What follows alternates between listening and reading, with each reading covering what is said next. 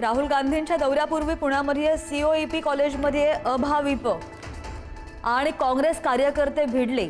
राहुल गांधींच्या कार्यक्रमाला उपस्थित न राहण्यासाठी अभाविपचे कार्यकर्ते तरुणांना धमकावत असल्याचा काँग्रेसचा आरोप।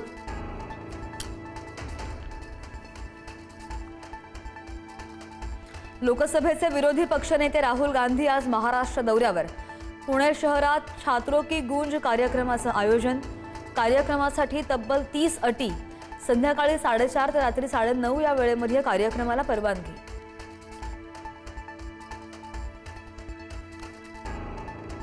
राहुल गांधींच्या स्वागतासाठी रोहित पवारांकडून पुण्यामध्ये ठिकठिकाणी बॅनर्स।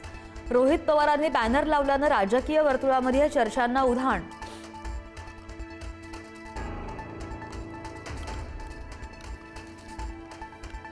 राहुल गांधींच्या 6.5 तासांच्या ठिय्या आंदोलनाला यश। जंतर मंतर आंदोलनामध्ये पॅलेट गन वापरल्याप्रकरणी अखेर FIR दाखल। जखमी साहिलला घेऊन राहुल गांधींनी केला होता ठिय्या।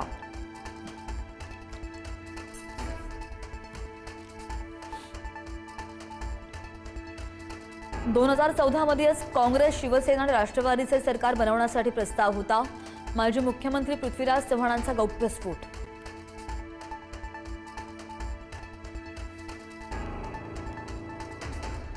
महाराष्ट्र काँग्रेस आणि दिल्ली काँग्रेसमधल्या नेत्यांमध्ये संवादाचा अभाव। काँग्रेस नेत्यांकडून 2014 संदर्भात राष्ट्रवादी संदर्भात होणाऱ्या नकारात्मक उल्लेखावरून सुप्रिया सुळेंची टीका।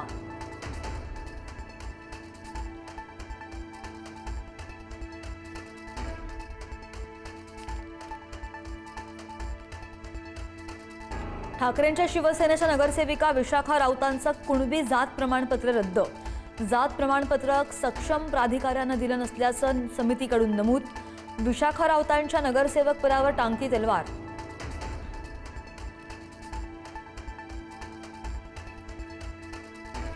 मुंबईतल्या प्रतिष्ठित बॉम्बे प्रेसिडेन्सी रेडिओ क्लबवर FDA कडून कारवाई।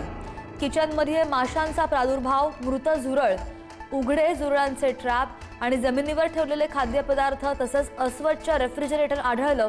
परवाना निलंबित।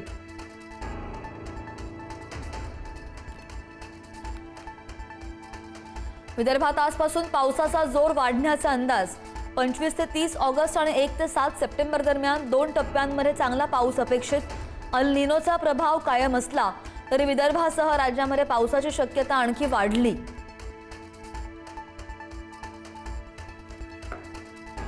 नाशिकच्या गंगापूर रोड परिसरात रस्ता खचला। 10 ते 12 फूट खोल खड्डा पडला, त्यामध्ये डंपर उलटला। सिंहस्थ कुंभमेळ्याच्या कामांच्या तयारीवर प्रश्न उपस्थित।